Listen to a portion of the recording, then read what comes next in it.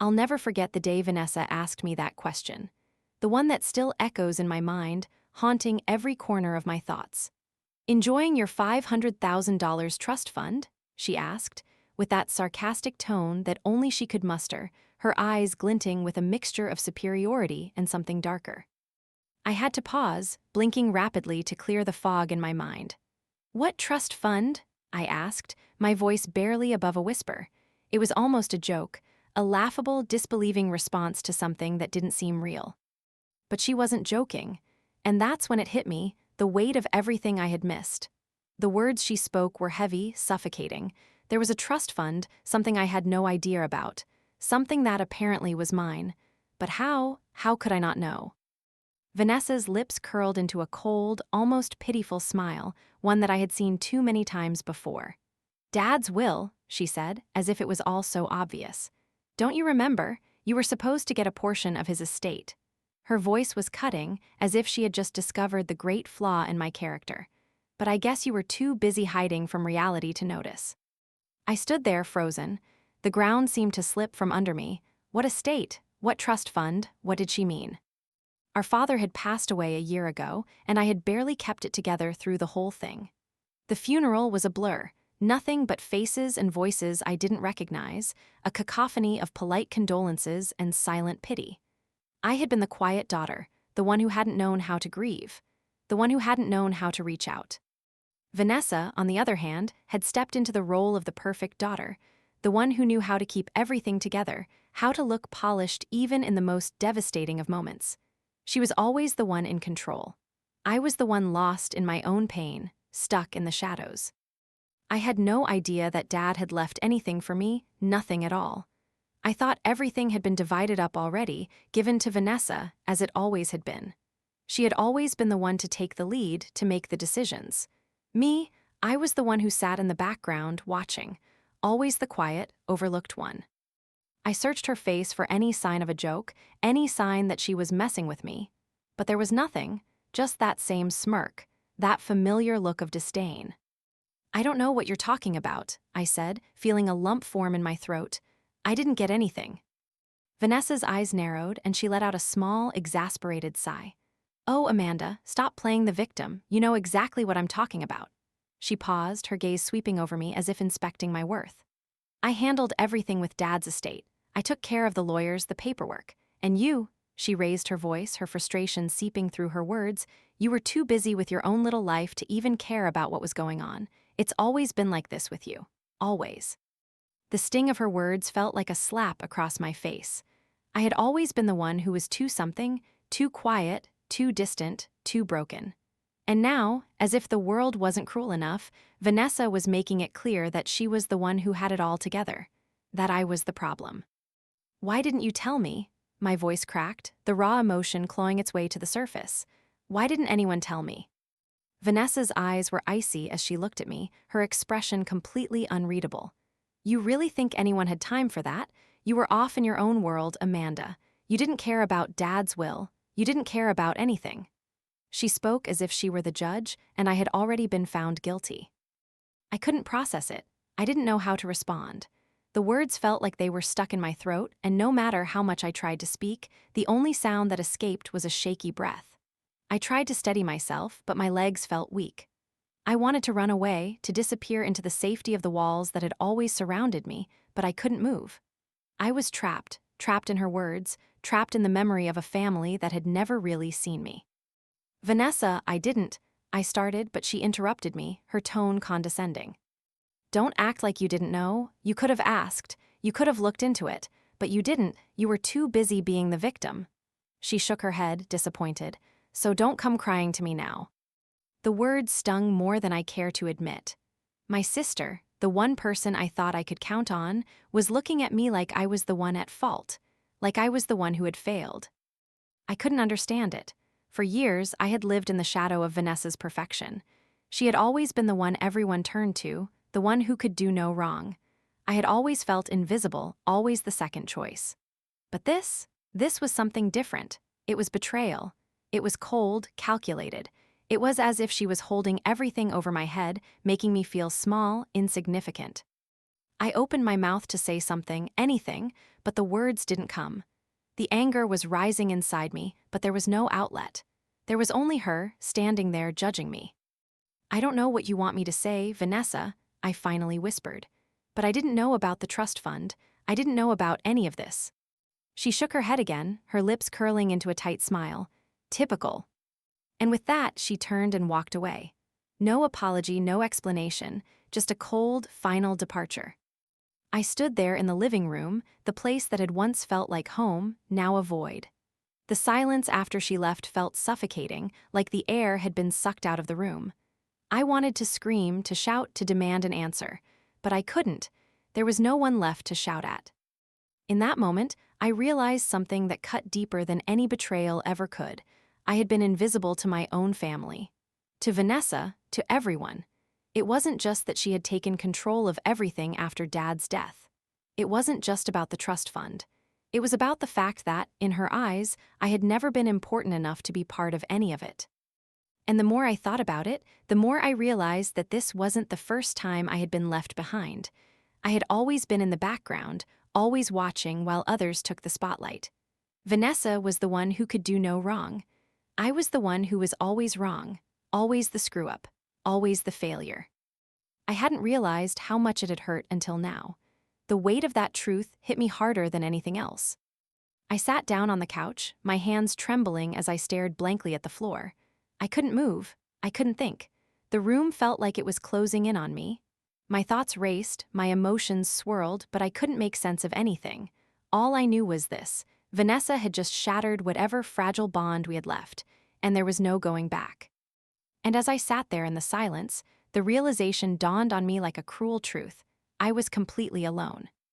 The trust fund didn't matter. The money didn't matter. What mattered was that I had lost my sister, and in losing her, I had lost myself. I didn't sleep that night. The emptiness in the apartment was overwhelming. It pressed against me like a physical force, squeezing the air out of my lungs. I could hear the soft hum of the refrigerator, the ticking of the clock on the wall, but it all sounded distant, like I was floating above it, watching my life unfold from a place I didn't belong. I sat on the edge of the bed, staring at my phone, the screen illuminating the dark room.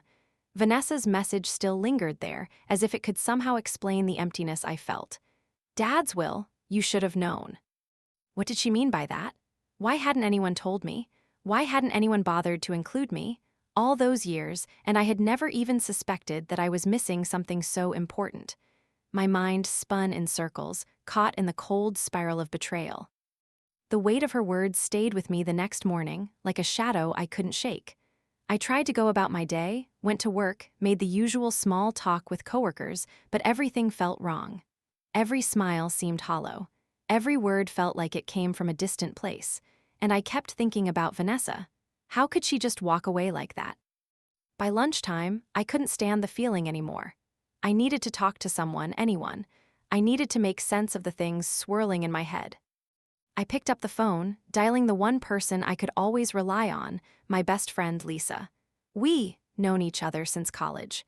She was the only one who understood the kind of pain that came with being overlooked, ignored, and misunderstood. The kind of pain I'd spent my life trying to hide. "Hey, Amanda," Lisa answered, her voice warm and familiar. "You okay?"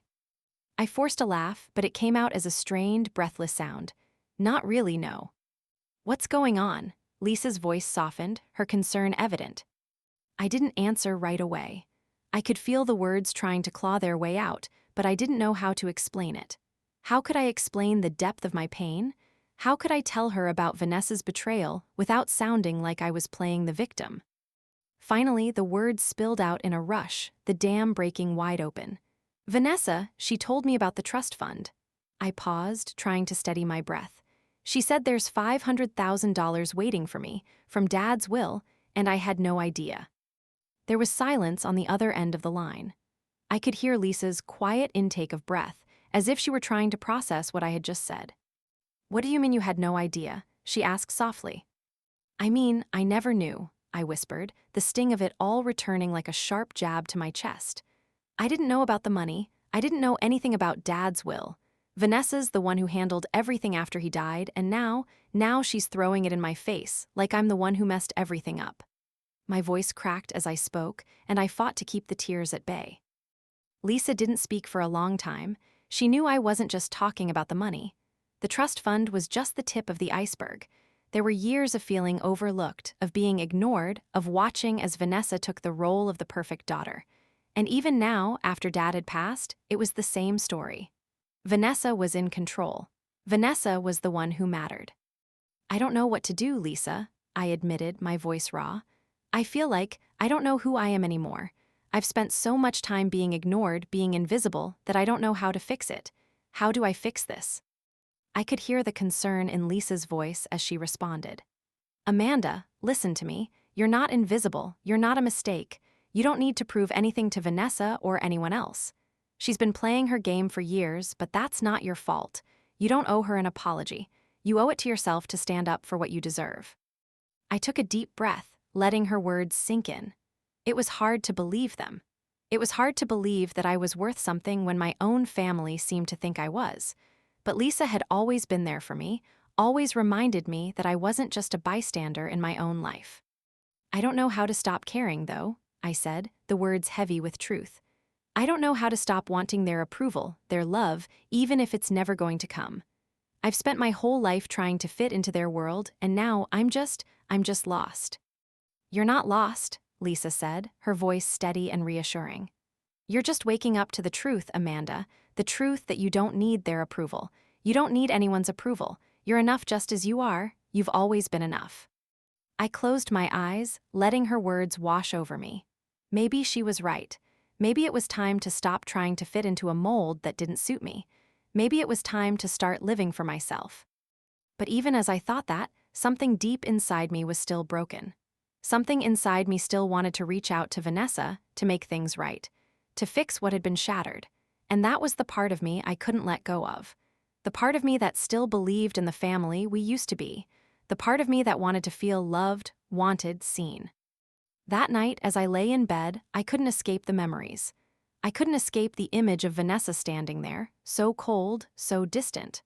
Her words were like a blade to my chest, and no matter how much I tried to push them away, they kept cutting deeper. I thought about the way our family had always been. The way we used to laugh together, the way Dad used to make jokes at the dinner table, the way Vanessa and I would fight over the smallest things but always make up in the end. Those were the moments I clung to, the moments when everything felt right. But now, it felt like all of that was a lie. The family I thought I knew had never really seen me. And now, there was no going back. The next day, I couldn't bring myself to call Vanessa. I thought about it all day, but every time I picked up the phone, I hesitated. What could I say? How could I even start? Eventually, I sent her a message. It was short, simple, a desperate attempt to bridge the gap that had widened between us. Vanessa, we need to talk. I sat there, staring at the screen, waiting for her reply. I didn't expect much. After all, she had already made it clear how little she thought of me.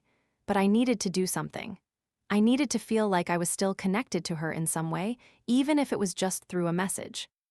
Hours passed before she finally responded. I don't have time for this, Amanda. I've done enough. Let it go. The words stung more than I cared to admit. Let it go.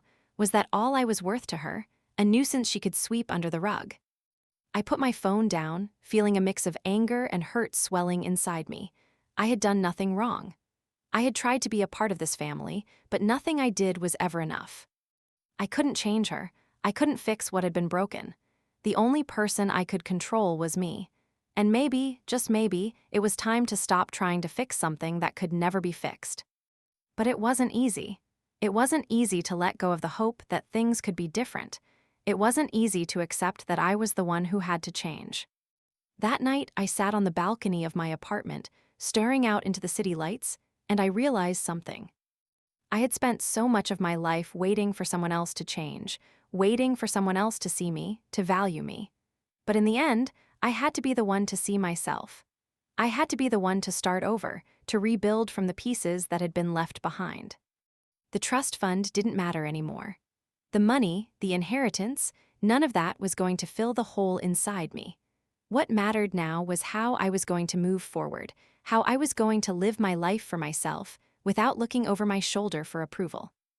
And for the first time in a long time, I felt something shift.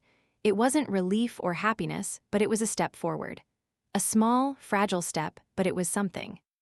And maybe, just maybe, that was enough. It's strange how quickly the world can change. One minute, everything feels like it's been ripped from under your feet, and the next, you're left trying to balance on a shaky foundation that doesn't seem to hold your weight. I spent the next few weeks in that state, caught between disbelief and acceptance, between anger and sorrow. Vanessa's betrayal had left me fractured in ways I couldn't have anticipated. It wasn't just the trust fund, it was everything. Every time I tried to move forward, I kept finding myself tangled in the same emotions, the same haunting thoughts. Why wasn't I enough? Why did it always feel like I was chasing something I couldn't reach? Work had become a blur. I was just going through the motions, typing, attending meetings, sending emails like a robot, unable to feel anything but the suffocating weight of a broken heart. I couldn't stop thinking about Vanessa, the way she dismissed me with such coldness, like I was an inconvenience in her perfect, controlled life. It wasn't just the money. No, it was the way she had always made me feel small, insignificant, and now that coldness had reached its peak. One morning, I found myself sitting at my kitchen table, staring at the same email I had been staring at for the last hour. My hand gripped the coffee mug, my knuckles white, as I stared at the words that refused to sink in. It was an email from the lawyer. A formal notification regarding my share of the inheritance, as if it was just another mundane piece of business to attend to. But this wasn't business. This was my father's legacy, and it was being handled with such clinical detachment that it made my stomach churn. I didn't even know how to feel anymore. I had spent my entire life in the shadow of my sister, always the one who was overlooked, and now, the very inheritance I didn't even know existed was being treated like a business transaction. No one had explained anything to me. No one had even asked how I was doing after Dad's death. The truth was, I had been grieving for so long that I didn't even realize how much I had shut out, how much of myself I had buried under that grief. The lawyer's email told me I had a week to make a decision about the trust fund, about how I wanted to access the money. It was absurd, really. A week. I didn't know what I wanted. I didn't know if I wanted the money. I didn't know if I wanted anything to do with any of it. I closed the laptop, rubbed my eyes, and let out a slow breath. There was no winning here. The money wasn't going to fix anything. It wasn't going to make up for the years of feeling invisible, of being treated like a second-class citizen in my own family. I had always been the one who fell short, who didn't meet expectations. And now, even though there was money in my name, it felt like it was just another reminder of how little I had mattered. That afternoon, as I walked out of my apartment building, I caught sight of Vanessa. It was like I couldn't escape her presence, no matter how hard I tried. She was across the street, walking with her husband, Nathan, the one person in the world who seemed to think she could do no wrong. They were laughing together, a perfect picture of a happy couple, and for a brief moment, I thought maybe I had imagined everything. Maybe Vanessa wasn't as cold as I thought. Maybe she had just been harsh that day. But then she saw me.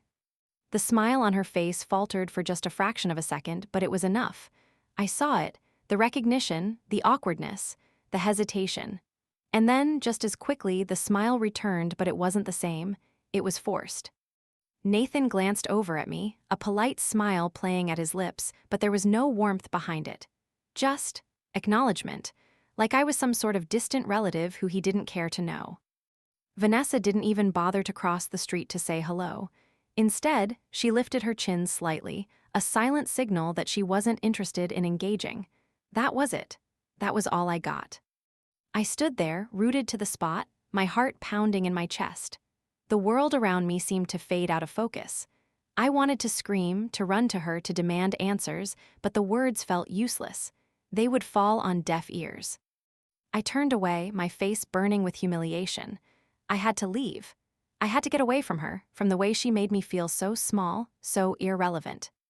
For the next few days, I avoided thinking about Vanessa, avoided thinking about anything related to the family. It was easier to exist in a fog, to let the emotions slide into the background as I went through the motions of life. But even in the silence, the ache never went away. The lawyer's email remained in my inbox, and every time I opened it, I felt a tightness in my chest. The trust fund was mine, but I didn't want it. It was a cruel reminder of everything I had lost. a cruel reminder of the family I had never truly been a part of. One night, I went out for a walk to clear my head. The cool night air felt good against my skin as I strolled through the quiet streets of my neighborhood. The city was alive with sounds, the distant hum of traffic, the faint chatter of people walking by. But none of it made me feel better. None of it made the pain inside me go away. As I passed a cafe, I spotted a familiar face sitting alone at one of the tables. It was Rachel, my old college roommate, the one person who had always been there for me, even when I couldn't be there for myself. I hadn't seen her in months. I hesitated for a moment, unsure if I should approach her. But then, something inside me told me I needed to talk to someone, to unload the weight of everything I had been carrying.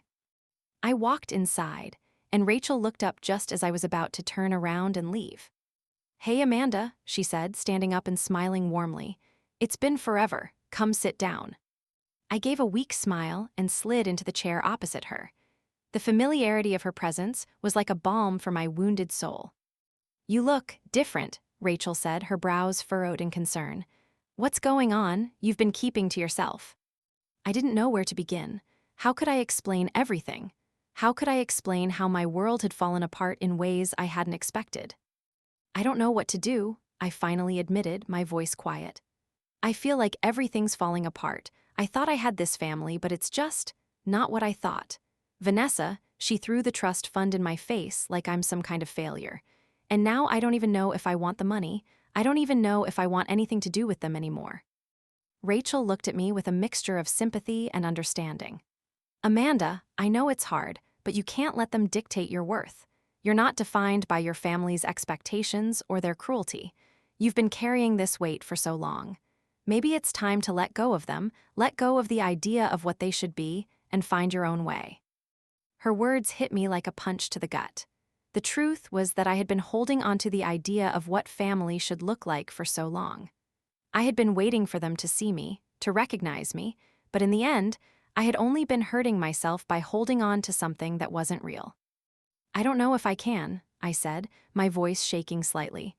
"I don't know if I can let go of the hope that things could be different." "You don't have to do it all at once," Rachel replied gently. "But you have to start somewhere. You have to start by accepting that they are who they are, and maybe they're not capable of giving you what you need. But that doesn't mean you don't deserve it." I took a deep breath, the weight of her words sinking in. For the first time in weeks, I felt something stir inside me, something that had been buried for so long. A small flicker of hope, of possibility. Maybe it was time to stop holding on to a family that didn't want me. Maybe it was time to start living for myself. The conversation shifted to lighter topics, but the words Rachel had said to me lingered in my mind long after I left the cafe. As I walked back home, the cold wind tugged at my hair, and I felt something within me crack open. Maybe I didn't need the trust fund. Maybe I didn't need their approval. Maybe all I needed was to let go. Let go of the past. Let go of the anger. Let go of the hope for a family that could never be what I wanted. Maybe it was time to stop trying to fix something that was broken beyond repair. And maybe, just maybe, it was time to build something new, something real, something that was mine. Letting go was never meant to feel like this. I thought it would be easier, just a slow release, a shedding of old skin, but it was. It wasn't easy at all. It was messy, painful, and agonizing. Every part of me fought it. But I kept trying, one step at a time, to untangle myself from the web I'd built around my family, my identity, my past. The days following my conversation with Rachel were filled with uncertainty. I tried to hold on to the fragile hope that maybe, just maybe, I could start fresh. That I could walk away from the weight of my family's expectations and stop measuring my worth by their standards. But it wasn't as simple as that. I'd spent too many years shaping myself around them, around the idea of what they expected from me. There had always been a template, an outline of who I should be, a version of me that existed only in their eyes, not mine. But now, as the days went by, I couldn't help but feel like I had no idea who I actually was.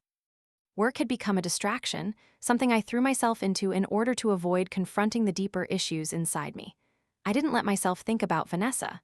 I didn't let myself think about the family that had pushed me aside, about the betrayal I could still feel like a fresh wound. I just buried myself in emails, meetings, deadlines. Anything to keep my mind from wandering back to the place I didn't want to be. It was around that time that I received another email from the lawyer. It was the final notice about the trust fund. I had to make a decision about how I wanted the money dispersed. There were options. I could take it all at once in a lump sum, or I could set it up in annual payments. I stared at the email for what felt like hours, my finger hovering over the screen. The money was mine, yet it felt like something I could never fully claim. The sum was overwhelming, yet the decision wasn't about the money anymore. It was about the part of me that wanted to refuse it, to push it all away, as if it were a reminder of my failure to fit into their mold. Vanessa's voice echoed in my mind, mocking me. I'm the one who took care of everything. You were too busy wallowing in your self-pity to notice. I wanted to say that I didn't need it. I didn't need anything from her, from the family. But part of me, the part that had grown up feeling invisible, was still aching for validation. The money seemed like a way to finally claim a piece of something that should have been mine all along. But was it worth it? Was it worth the pain that came with it? I sat back in my chair, my mind whirling. The truth was, I didn't know. I didn't know if I wanted the money, or if I just wanted the chance to prove I could make it on my own. I wanted the family I had lost, the connection I could never seem to grasp, but I didn't know how to find it in a bank transfer. I didn't know how to feel any less broken with a check in my hand. I called Rachel again that evening. She answered after the first ring. "Amanda," she said, her voice warm, "how are you holding up?" "Not great," I confessed, rubbing my temples. "I keep thinking about the trust fund, about the decision I have to make. I don't know what to do. I keep asking myself if I should take the money, if it would even make a difference." There was a long pause on the other end, and for a moment, I wondered if Rachel was thinking about what I had said. I think you need to decide what matters most to you," she finally said. "If you take the money, are you doing it for the right reasons?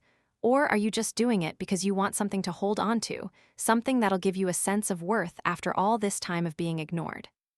I closed my eyes, wishing I could answer her clearly. But the truth was, I didn't know what was right.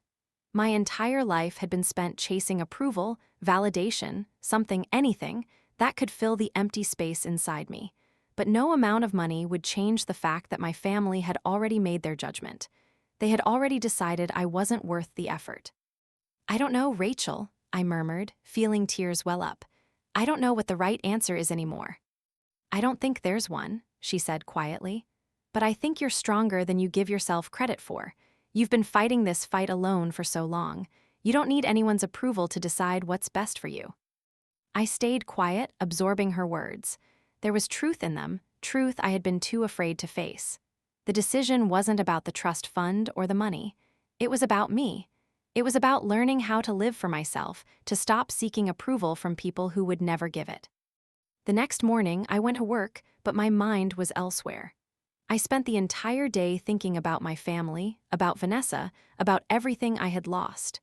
I could still feel the ache in my chest, that gnawing emptiness that I couldn't seem to fill.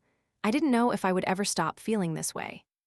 As the day wore on, I felt the weight of my decision pressing down on me, and by the time I got home, I was exhausted. I opened the email from the lawyer one more time. The clock was ticking, the deadline approaching. I had to make a decision, and the longer I waited, the harder it became. But I had already made up my mind. I was going to refuse the money. I didn't want it. I didn't want anything that came with it. The money was tainted, a symbol of everything I didn't want to be, a reflection of the family that never truly saw me, a reminder of the woman I would never be in their eyes. I clicked the decline option on the email. It felt strange, like a weight had lifted from my chest, but there was no real joy, no satisfaction in the decision. I wasn't celebrating, I was simply done. For the first time in a long time, I felt like I was finally letting go. Not just of the money, but of the idea that I needed to be a part of their world. I didn't need to hold onto the past anymore. I didn't need their approval. That night, I stood in front of the mirror, looking at the reflection of the woman who had spent so many years trying to be someone she was. The woman who had believed that her worth was tied to what others thought of her. And for the first time, I realized something profound. I was more than just my family's opinion of me. I was more than the things they expected me to be. I was allowed to be flawed. I was allowed to be different. I didn't have to fit their mold. It was a hard lesson to learn, but it was one I had to face. There would be no sudden, magical transformation. There would be no perfect resolution to this brokenness. But there was something real here, something raw, something true. I was letting go of the past, of the expectations, and it was terrifying. But it was also liberating. As the days passed, I found myself slowly moving forward. It wasn't easy, and there were days when I still felt the sting of what had been lost. But every day felt like a step toward something better, something I could build on my own terms. I didn't need their approval. I didn't need the trust fund. I needed to find peace with myself, to stop running away from my own truth. And for the first time in years, I felt like I was finally starting to see the person I was meant to be. The world wasn't perfect. It wasn't the way I had imagined it, but I was beginning to realize that I could create something for myself, something that was mine and mine alone. Maybe that was the real victory, learning how to let go and finally becoming free. It wasn't that I had everything figured out after refusing the trust fund, but the decision felt like the first step toward reclaiming control over my own life. For the first time in years, I wasn't just reacting to what was being thrown at me. I was deciding to take charge of my own fate, even if it meant walking away from the one thing that had always been promised to me. The days following that decision were quiet. There wasn't a huge dramatic shift, no big moment of clarity that felt like a light bulb turning on. It wasn't a switch I could flip, but something had changed inside me. It was subtle, almost imperceptible, like a shift in the air that only the most sensitive could detect. I stopped looking at my phone every few minutes, waiting for a message from Vanessa. I stopped checking the email from the lawyer, telling myself I was done with it all. There was no trust fund, no inheritance, just me. The first few days felt strange. It was as if the entire world was waiting for me to fall apart, for me to collapse under the weight of my own decisions. But as I walked through life, going to work and meeting friends for coffee, I started to feel something that had been absent for years. Peace. It wasn't easy. It was uncomfortable, but it was a peace that allowed me to breathe again. And for the first time in so long, I didn't feel like I was running towards something that was always just out of reach. I wasn't chasing approval or validation or the expectation of family. I was just moving through life on my own terms. I spent more time focusing on the things that brought me joy, even if they were small things. Walking to my favorite park on weekends. Reading books that made me think deeply about who I was, what I wanted. I started taking photography classes, something I had always wanted to do but never thought I could. The first time I picked up a camera and saw the world through a lens, I felt a rush of excitement I hadn't experienced in years. I wasn't just taking pictures, I was capturing moments. I was seeing things for what they truly were, not as I had been taught to see them, through the lens of someone else's approval, someone else's vision of what was worth valuing.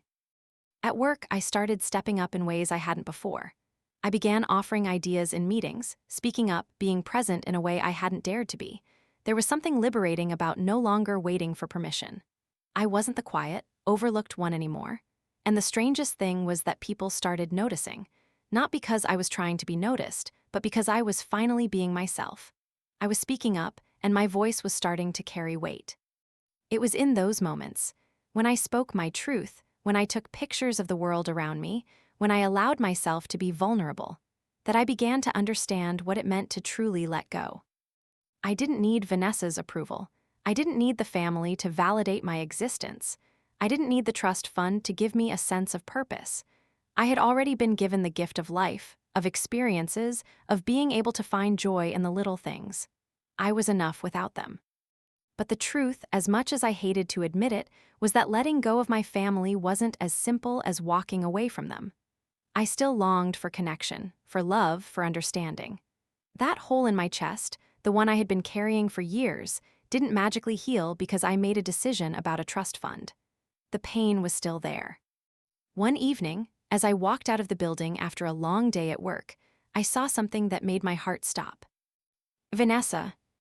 She was standing across the street, talking to someone. At first, I thought it was just a random encounter, but when she looked up and saw me, something in her expression shifted. There was no anger, no coldness, just an uncertain look. I didn't want to approach her. I didn't want to make the mistake of thinking we could just pick up where we left off. But there was something in me, a small, fragile part, that still hoped. I don't know if it was the years of living in the shadows of her life or the pull of the familiar, but something made me walk across the street toward her. When I reached her, she looked at me with surprise, like she wasn't sure whether she should be happy to see me or not. "Amanda," she said, her voice hesitant, "I wasn't expecting to see you." I swallowed the lump in my throat. "I wasn't expecting to see you, either," I replied, trying to keep my voice steady. I knew this was a dangerous moment. I could either walk away and leave everything unresolved, or I could stand here and try to face the person who had been my sister for my whole life, but had also been the one to break me.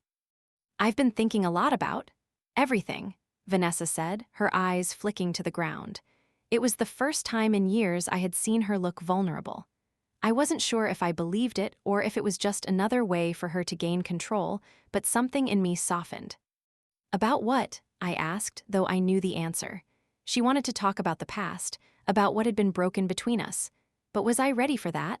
Was I ready to reopen those wounds? "I'm sorry," she said suddenly, her voice cracking slightly. "I've been a terrible sister. I was too caught up in everything and I didn't see how much I hurt you. She paused, taking a deep breath. "I didn't mean to push you away. I didn't mean to make you feel like you didn't matter." For a moment, I felt like the ground had shifted beneath me. She was apologizing. The words were foreign, unexpected. They hung in the air like a fragile bridge between us, one I wasn't sure I could cross. "I know I've been distant," she continued, her voice quieter now. "But I've been going through my own things, and I didn't know how to reach out to you. I didn't know how to fix things between us." I felt a lump form in my throat. "You never tried," I said, the words more bitter than I intended. I regretted them the second they left my lips, but it was too late to take them back. "I know," she whispered. "And I'm sorry for that. I don't expect things to be the same. I don't expect you to forgive me right away. But can we try to rebuild something? I don't want to lose you completely." I stood there, staring at her, trying to process everything she was saying. Was this real? Could it be? After all the years of being the one who was forgotten, was it possible that she was finally seeing me? Finally, after all this time. For a long time, I couldn't speak. I was too busy fighting the whirlwind of emotions that had erupted inside me. I didn't know what to feel. Part of me wanted to walk away, to keep the wall I had built between us firmly in place. But another part of me, the part that had been hungry for connection, for love, wanted to reach out, to try again. "I don't know," I finally said, my voice shaky. "I don't know if I'm ready for that, but I'm not saying no, I need time." Vanessa nodded, her eyes filled with something I hadn't seen in years. Guilt, yes, but also hope. She stepped back, as if respecting the distance I had placed between us. "I understand," she said quietly. "Take all the time you need. I'm here when you're ready." And with that, she turned and walked away. I stood there on the street, watching her go, feeling the weight of everything she had said, everything I had just experienced. I didn't know if I was ready to forgive her. I didn't know if I could ever go back to being the person I had been before the betrayal. But for the first time in a long time, I felt like there was a possibility for something new between us. Not perfect, not easy, but maybe something real. As I walked back to my apartment, I realized something. This moment, this conversation, wasn't the end of my journey. It wasn't the final chapter. It was just a step, a small, fragile step toward something better, something more authentic. And that was enough for now, because for the first time, I wasn't waiting for anyone to give me permission to live my life. I wasn't waiting for approval. I was simply living. And that, in itself, was a victory. Time doesn't heal all wounds. I wish it did, but it doesn't.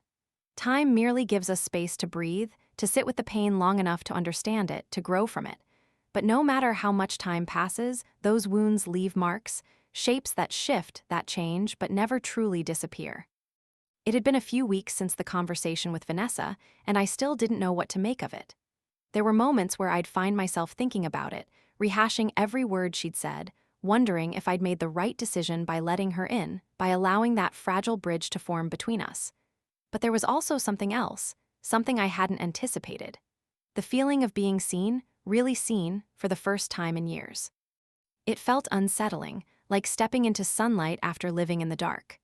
Part of me wanted to retreat, to close off again, but part of me, the part I was slowly getting to know, wanted to lean into it. And yet, the road to healing wasn't linear. I still couldn't shake the sense that my family, despite the apology, despite the moments where I saw a glimpse of remorse in Vanessa, had left me behind. I hadn't magically become the person I always wanted to be, the daughter they wanted, the sister they'd never had. I was still me, still the same person who had spent too long in the shadows of their expectations. The quiet moments, those unspoken memories, still haunted me.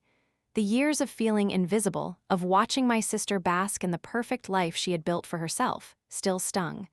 I hadn't forgiven Vanessa, and I didn't think I was ready to. Forgiveness didn't come quickly for me. It never had. I spent many nights awake, thinking about all of this. But one thing had shifted. I wasn't desperate to make them see me anymore. I didn't need their validation. I didn't need their approval to tell me who I was. That was a hard truth to swallow, though. At work, things had changed. I had changed. I had started to speak up, to suggest ideas, to engage in conversations that I once would have cowered away from. There was a kind of quiet confidence in me now, one that wasn't based on what others thought of me, but rather on what I knew I could do. It felt empowering, even if it also made me incredibly vulnerable. One day, after a particularly heated meeting, I found myself at the coffee machine with Rachel. We had become close again, after all these years. I hadn't realized how much I'd missed her until we started spending time together again. She was the person who knew the most about me, the one who understood the pain I'd been carrying. "You've been different lately," Rachel said, watching me pour coffee into my mug with a quiet intensity. She always noticed the little things. In a good way. I looked at her, surprised by the compliment. "What do you mean?" She shrugged, her smile genuine. "You're speaking up more, and not just here, everywhere. You don't seem so resigned. It's like you've taken this shift, and it's good. You look freer." Her words hit me harder than I expected. I had been so focused on the internal struggle of letting go of my family, of all the things I thought I needed to be, that I hadn't realized how much my changes were showing on the outside. The quiet confidence, the moments of calm, even the laughter I had begun to allow myself, it was all evidence of the change happening beneath the surface. "Maybe it's because I've stopped trying to fit into other people's lives," I said slowly, stirring my coffee absent-mindedly. "I've spent too many years being what everyone else wanted me to be, and I think I'm finally learning how to be myself." Rachel's smile softened. "I'm proud of you, Amanda. I know it hasn't been easy, but you're doing it, you're letting go, and that's the hardest part." Her words were a balm to my soul. I didn't need to explain it to her, she just got it. The shift had been subtle, but it was there, and I wasn't ready to pretend that it didn't matter. I didn't know if I had truly let go of the past, or if I was just taking it one painful step at a time, but for the first time in a long while, I felt like I was moving in the right direction. That weekend, I decided to take a long walk. I had been cooped up in my apartment for days, and the weather was too perfect to ignore. It was one of those early autumn afternoons, the kind where the air had a crisp bite to it but still held onto the warmth of summer. I walked aimlessly, my feet taking me toward the park I frequented. I passed familiar streets, the ones I had walked hundreds of times, but today they felt different. The city felt different. The world felt different. As I neared the park, I noticed a group of children playing soccer. They were laughing, chasing after the ball, their joy filling the air in a way that felt contagious. I stopped for a moment, watching them, and a small smile tugged at my lips. For the first time in a long time, I felt light. It wasn't the kind of light that comes from happiness or from feeling perfectly content. It was the kind of lightness that comes from realizing you've shed a layer of grief, of pain, of expectation, and for a fleeting moment, you are just here. You are just alive. I walked further into the park, my mind quieting with every step. I found a bench and sat down, watching the trees sway in the breeze. There was something so soothing about being in nature, something that grounded me in a way nothing else did. The world felt like it was spinning around me, but I wasn't trying to keep up anymore. I wasn't trying to make everything fit into some neat little box. It was then that I saw her. Vanessa. She was sitting by herself on the other side of the park, her legs crossed, her head down. She looked almost vulnerable, almost alone, and I found myself, for the first time in years, studying her from a distance. She wasn't the untouchable figure I had always seen her as. She was just a woman, much like me, trying to figure out her own life, her own pain, her own disappointments. I had been so angry with her, so wrapped up in my resentment, that I had forgotten that she was still my sister. We were two people shaped by the same family, the same history. I had spent so much time trying to create distance between us that I had never once tried to understand her side of things. Maybe it was time to see her differently, not as the perfect, untouchable figure, but as someone who had her own struggles, her own fears. I wasn't ready to walk over to her yet, but I could feel the pull, the desire to reach out, to finally acknowledge that she wasn't the villain in my story, that there was more to her than I had allowed myself to see. The years of betrayal, of neglect, weren't going to be erased with a single conversation. But maybe, just maybe, they didn't need to define me anymore. Maybe they didn't need to define us anymore. Vanessa didn't see me sitting there. She didn't even know I was watching. But I saw her.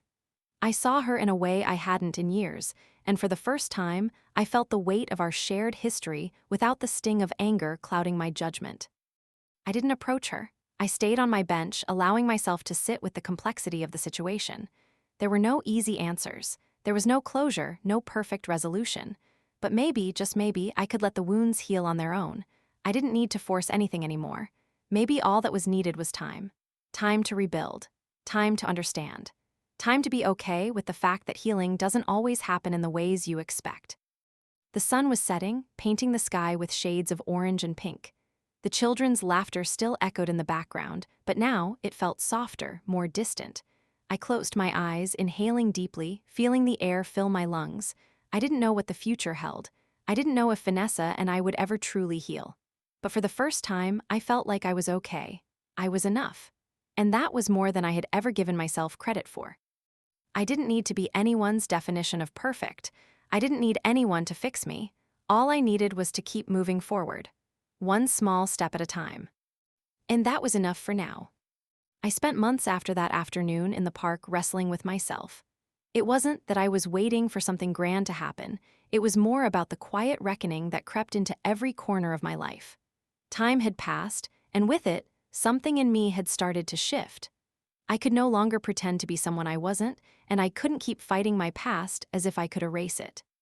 The pain from my family, from Vanessa, from the years of feeling like I didn't matter, had been buried so deep that I didn't know what it would take to bring it all to the surface. But I knew it wasn't something I could outrun anymore. Vanessa's apology lingered like a shadow, an invitation to something that I wasn't ready to accept, not fully. I had tried to let go of the anger, to create space for a healthier relationship with her, but it wasn't easy.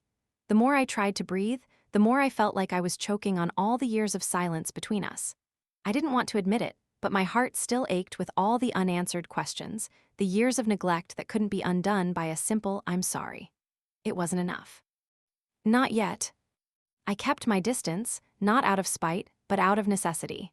I couldn't just let the pieces fall into place because I was told they should. The truth was that I was learning to forgive, but forgiveness, for me, would never come in a neat package. It would take time. In the weeks that followed, I found solace in the small changes I had been making in my life. I was working on myself, on the things that brought me joy. Photography had become more than just a hobby. It had become an anchor, something that gave me purpose. I spent weekends wandering around the city, capturing moments I once would have passed by. The fleeting expressions of strangers, the intricate details in everyday life that most people overlooked, everything felt alive through the lens. And for once, I wasn't chasing anyone's approval. I was chasing my own vision. But the world, in its way, kept pushing me forward. I was invited to a gallery showing of a well-known photographer, and I had been hesitant to attend. But Rachel insisted. She said it would be good for me, that it would push me to see more than just my own little world. So I went, despite the hesitation gnawing at me. The gallery was everything I had imagined: elegant, modern, full of people in designer clothes, standing in tight clusters, whispering in hushed tones. I felt out of place immediately. But something in me, something deep, quiet, and almost forgotten, pushed me to stay. I wanted to see what it was all about, to understand the world I had been slowly stepping into. As I wandered through the rooms, the art began to speak to me. The images on the walls weren't just photographs, they were stories. Some of them made me feel a deep sorrow, others a glimmer of hope.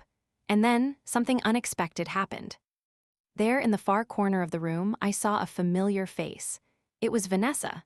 She stood alone in front of a photograph of a cityscape, her posture tense, as though she was trying to make herself invisible. I don't know why I hadn't seen her before. Maybe I hadn't been ready to.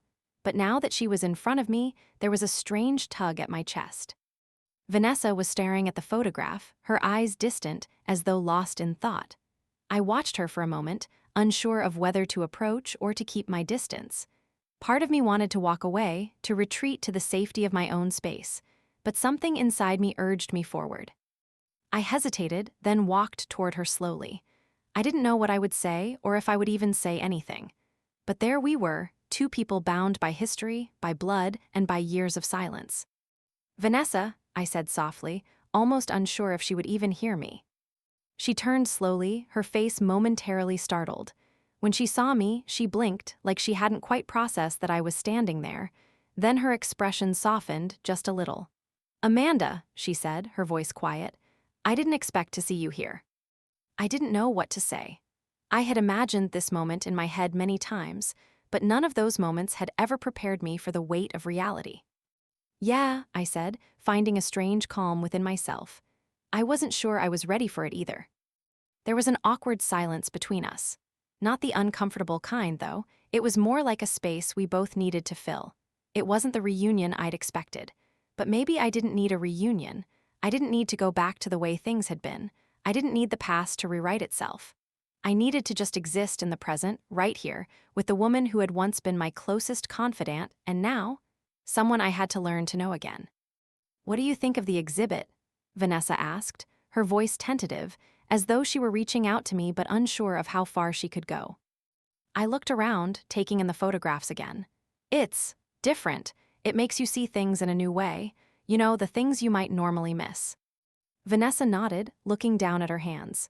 "Yeah, I think that's why I love photography too. It shows you how much you've missed, and how much you've taken for granted." I nodded, feeling the weight of her words. It felt like an opening, but it also felt like a door I wasn't sure I was ready to walk through. There was more silence, but it wasn't the kind of silence I had grown used to. This one felt less heavy. There was space between us now, but it didn't feel as though it was something that would push us apart. It felt like we were finally acknowledging the cracks, the fractures in our relationship. We weren't pretending anymore.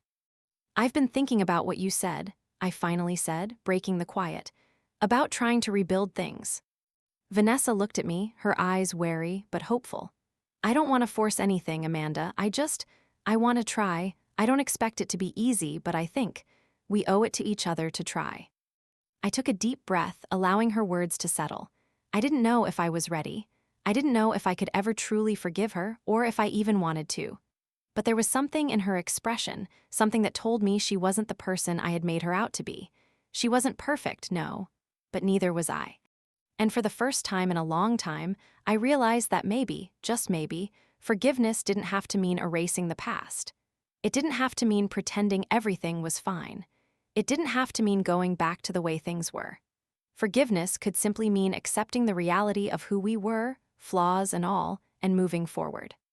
"I don't know if I'm ready to pick up where we left off," I said, my voice quiet. "But I'm willing to try. I just need time." Vanessa gave a small, almost imperceptible nod. "Time is all I'm asking for." And in that moment, something shifted. It wasn't dramatic. It wasn't life-changing. But it was real. It was honest. It was two people acknowledging their pain, their history, and agreeing that no matter what had happened, there was still room to try. For the first time, I felt a flicker of hope. A hope that maybe, just maybe, healing didn't have to be linear. It didn't have to come in a perfect package, wrapped with a bow. Healing could happen slowly, in quiet moments like this, moments where two people could acknowledge the pain, the silence, and the distance between them, and choose to take a small step forward. And that was enough, more than enough. As the night went on and the gallery began to empty, I left with Rachel, my mind a swirl of thoughts. The evening wasn't perfect. It wasn't the closure I thought I needed, but it was something. It was a beginning. A beginning of understanding. A beginning of accepting that life wasn't always going to give me the answers I wanted, and sometimes that was okay. It wasn't about fixing everything in an instant. It was about taking those first steps toward something better, something real. And that was the quiet victory I had been searching for.